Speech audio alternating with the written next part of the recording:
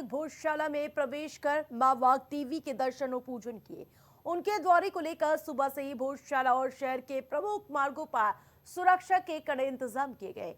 वहीं बड़ी संख्या में भाजपा नेता, कार्यकर्ता और श्रद्धालु भी मौके पर पहुंचे। सीएम मोहन यादव दोपहर करीब 1:30 बजे भोजशाला पहुंचे। यहां उन्होंने मां वाग देवी की पूजा अर्चना की और स्थानीय कार्यक्रम में शामिल हुए। भोजशाला परिसर के आसपास पुलिस बल की तैनाती की गई और प्रवेश व्यवस्था को नियंत्रित किया गया। सुप्रीम कोर्ट ने त्रिशा शर्मा मामले पर स्वतः संज्ञान लेते हुए सुनवाई की है। मामले पर सुनवाई कर रहे मुख्य न्यायाधीश सूर्यकांत ने कहा है कि यह घटना दुर्भाग्यपूर्ण है और इसकी निष्पक्ष जांच होनी चाहिए। उन्होंने इस मामले को सनसनीखेज बनाने की और साथ ही इस पूरे मामले को संवेदनशील बताया है। सुप्रीम कोर्ट ने त्रिशा शर्मा की मौत को अप्राकृतिक मृत्यु माना। सीजेआई सूर्यकांत ने सुनवाई के दौरान कहा, इस मामले में 2 या 3 पहलू थे। पहला, पोस्टमार्टम से जुड़ा, यानी कि जो दूसरा पोस्टमार्टम करने की बात परिवार कर रहा था, जो पूरा हो चुका है। कोर्ट ने मीडिया से अपील करते हुए कहा है कि कुछ कार्रवाइयों से हमें पीड़ा हुई। हम अपने मीडिया मित्रों से अनुरोध करेंगे कि वे पीड़ित परिवार या दूसरे परिवार के बयान न लें। मामले को कानून और प्रक्रिया के अनुसार आगे बढ़ने दी। सीजेआई ने आगे कहा, सास पूर्व जिला न्यायाधीश है और ये दुर्भाग्यपूर्ण है कि ये कहा जा रहा है कि न्यायपालिका निष्पक्ष, जिस प्रकार से निष्पक्ष सुनवाई नहीं होने दे रही है। त्रिशा शर्मा की मौत के मामले में उनके परिवार के वकील अंकुर पांडे ने कहा है, त्रिशा शर्मा केस तीनों अदालतों में सूचीबद्ध था। इस ट्रायल कोर्ट में, एक हाई कोर्ट में और एक सुप्रीम कोर्ट में। पहली सुनवाई सुप्रीम कोर्ट में हुई है। पीड़ित परिवार, आरोपी परिवार और राज्य द्वारा काफी बहस के बाद सुप्रीम कोर्ट ने निर्देश दिए और मामले को ये कहते हुए निपटा दिया गया कि सीबीआई तत्काल इस मामले को अपने हाथ में ले लेगी और पूरे मामले में जांच जारी है। मुख्य रूप से 3 अपडेट हैं जो आज हियरिंग हुई है और आज तीनों कोर्ट्स में लगी थी, चाहे वो ट्रायल कोर्ट हो, हाई कोर्ट हो, सुप्रीम कोर्ट हो। सुप्रीम कोर्ट ने सबसे पहले सुबह सुनवाई करी उस मामले पर जो सुयो मोटो कॉग्निजेंस उन्होंने लिया था। एक लंबे डिस्कशन के बाद फाइनली सुप्रीम कोर्ट ने ऑर्डर करा है कि विक्टिम की जो फैमिली है, चाहे विक्टिम की फैमिली हो चाहे अक्यूज की फैमिली, वो मीडिया में आके अपने बाइट या स्टेटमेंट देने से अच्छा है कि वो इन्वेस्टिगेटिंग एजेंसी के साथ कोऑपरेट करें, उनको अपने स्टेटमेंट दें। और अश्योरेंस सॉलिसिटर जनरल सर का आज रहा है कि जल्द से जल्द सीबीआई इस केस को टेकअप करेगी। इसी डायरेक्शन के साथ वो सुप्रीम कोर्ट का जो सुयो मोटो केस था वो डिस्पोज ऑफ हुआ है। हाई कोर्ट में आज शासन की तरफ से नोटिस जो है वो गिरिबाला जो आरोपी हैं जिनको एंटिसिपेटरी बेल मिली थी उन्हें सर्व हो चुका था। विक्टिम की तरफ से जो केस लगाया गया है कैंसिलेशन के लिए, उसका उन्हें सर्व नहीं हुई थी कॉपी, जो आज सर्व करा दी गई है और 27 तारीख को 2:30 बजे उस पर हेयरिंग है।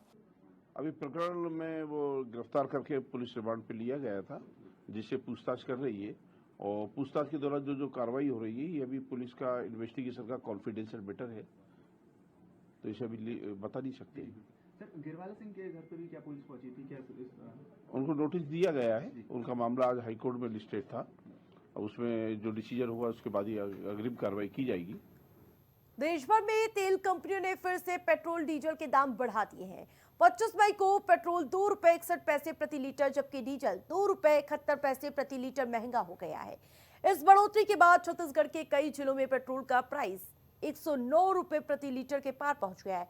राजधानी रायपुर में अब 1 लीटर पेट्रोल की कीमत ₹160 हो गई है। इससे पहले 15 मई को 3 रुपए, 19 मई को 90 पैसे और 23 मई को भी 90 पैसे प्रति लीटर रेट बढ़े हैं। इस महीने ये चौथी बार है जब दाम बढ़ा दिए गए। फ्यूल संकट और बढ़ती महंगाई के बीच प्रशासन पूरी तरह से अलर्ट मोड पर है। रायपुर कलेक्ट्रेट ने पेट्रोल डीजल की ब्लैक मार्केटिंग रोकने के लिए हेल्पलाइन नंबर जारी कर दिया है। शहर में कहीं भी अधिक कीमत वसूली या फिर अवैध बिक्री की जानकारी मिलने पर लोग टोल फ्री नंबर पर शिकायत भी कर सकते हैं।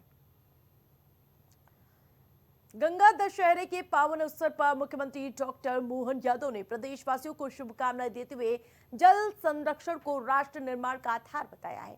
मुख्यमंत्री ने कहा कि भारतीय संस्कृति में नदियों को देवी स्वरूप माना जाता है। जल संरक्षण हमारी परंपरा और जिम्मेदारी है। सीएम ने यह भी कहा कि प्रधानमंत्री नरेंद्र मोदी के नेतृत्व में देश में जल संरक्षण को जन आंदोलन का रूप मिला है। उन्होंने जल है तो कल है के संकल्प को देश की जल सुरक्षा का मजबूत आधार बताया। मुख्यमंत्री ने नमामि गंगे, जल शक्ति मंत्रालय और अमृत सरोवर मिशन जैसी योजनाओं का उल्लेख करते हुए कहा, इन प्रयासों से देश भर में 70,000 से ज्यादा अमृत सरोवर तैयार हुए हैं, जिससे वर्षा जल संचय और इसके अलावा भूजल रिचार्ज की क्षमता में बड़ा इजाफा हुआ है। मुख्यमंत्री ने प्रदेशवासियों से जल बचाने और नदियों के संकल्प को जो संरक्षण का है उसे बहुत बढ़ चढ़ करके हिस्सा लेने की अपील की है।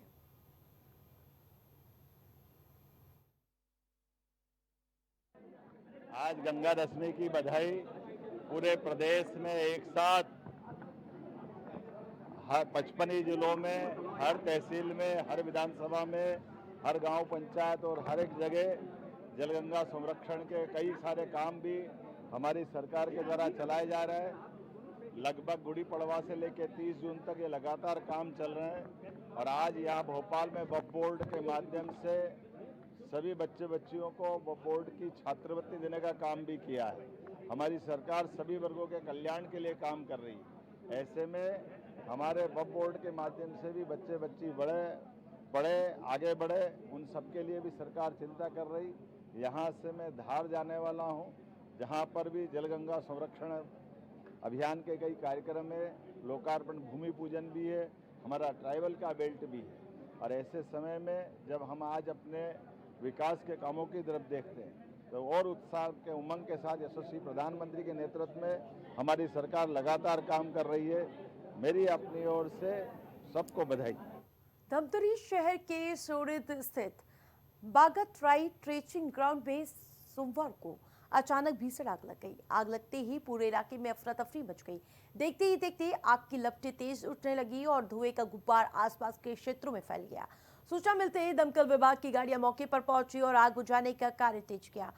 फिलहाल स्थिति काबू में बताई जा रही। बताते चले, धमतरी नगर निगम के सभी 40 वार्डों से प्रतिदिन निकलने वाला कचरा बागतराई स्थित ट्रेचिंग ग्राउंड में डंप किया जाता है।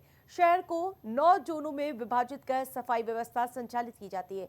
स्वच्छता समूह की महिलाएं घर घर जाकर कचरा इकट्ठा करती है, जबकि नगर निगम की स्वच्छता गाड़ियां दुकानों और व्यावसायिक प्रतिष्ठानों से कचरा उठाकर इसे डंपिंग स्थल तक पहुंचाती है। खबरों में आगे बढ़ेंगे, जहां कांग्रेस प्रदेश अध्यक्ष को लेकर चल रहे बयानबाजी के बीच बैज ने सिंहदेव के पैर छुए हैं। दरअसल कोरबा के राज्य स्तरीय महासम्मेलन में कई बड़े नेता पहुंचे थे, जहां बैज सिंहदेव ने मुलाकात की और बातचीत का ठहाके लगाते नजर आए। आपको बताते चले, कांग्रेस में प्रदेश अध्यक्ष की कुर्सी को लेकर बयानबाजी का जोर तेज हो चुका है। टीएस सिंहदेव ने कहा है कि यदि उन्हें जिम्मेदारी मिली तो वे प्रदेश अध्यक्ष बनने को तैयार हैं। इसके अलावा जब पीसीसी चीफ दीपक बैज से प्रदेश अध्यक्ष को लेकर सवाल किया गया तो उन्होंने कहा, टीएस बाबा दिल्ली में काम करें, यहां युवाओं को मौका दे। इस बीच भूपेश बघेल की भी प्रतिक्रिया सामने आई। प्रचंड गर्मी का प्रकोप जारी। नवतपा की शुरुआत के साथ ही मध्य प्रदेश भीषण गर्मी और लू की चपेट में है। मौसम विभाग ने 28 मई तक प्रदेश भर में लू चलने की चेतावनी जारी की। हालात ऐसे हैं कि सुबह 10 बजे से ही दोपहर जैसी तपन महसूस होने लगी है। सड़कों पर सन्नाटा पसरा है और लोग घरों में कैद होने को मजबूर हैं। प्रदेश के 44 जिलों में लू का अलर्ट है और जबकि निवाड़ी, टीकमगढ़, छतरपुर, पन्ना और सतना में तीव्र लू का रेड अलर्ट घोषित किया गया। नौतपा के पहले ही दिन भोपाल, ग्वालियर और उज्जैन समेत कई शहरों में तापमान 45 डिग्री के करीब पहुंच गया। गर्म हवाओं ने लोगों की मुश्किलें बढ़ा दी हैं। वहीं मौसम विभाग के मुताबिक खजुराहो, नौगांव प्रदेश में सबसे गर्म शहर रहा, जहां तापमान 45 डिग्री सेल्सियस के पार दर्ज किया गया और इसी प्रकार ग्वालियर में 44 डिग्री के पार, भोपाल, जबलपुर, उज्जैन, इंदौर में भी गर्मी से लोगों का हाल पूरी तरह से बेहाल नजर आ रहा है, जिसको लेकर मौसम विभाग ने पहले से ही अलर्ट जारी कर दिया है। छत्तीसगढ़ के रायगढ़ में जोगीडीपा फौजदार पारा इलाके में प्रस्तावित केनाल लिंक रोड निर्माण को लेकर विवाद शुरू हो गया। नगर निगम ने पहले चरण में करीब 25 से 30 लोगों को बेदखली का नोटिस जारी किया और इसके बाद बड़ी संख्या में स्थानीय महिला और पुरुष नगर निगम पहुंचकर विरोध जताते नजर आए।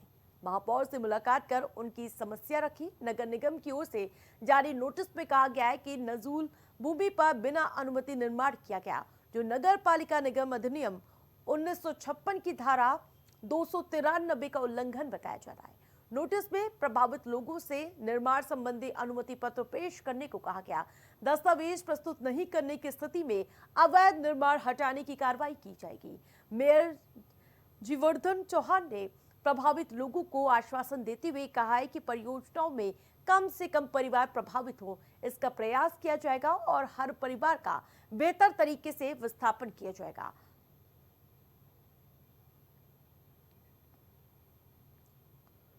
रायपुर में पुरानी रंजिश के चलते एक घर में बम फेंकने की घटना सामने आई।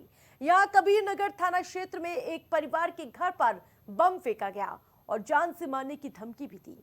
वहीं आधी रात को हुई इस घटना से इलाके में दहशत की स्थिति है। वारदात के बाद आरोपी मौके से फरार हो गया और पुलिस ने पीड़ित परिवार की शिकायत पर मामला दर्ज किया और आगे की कार्रवाई शुरू की।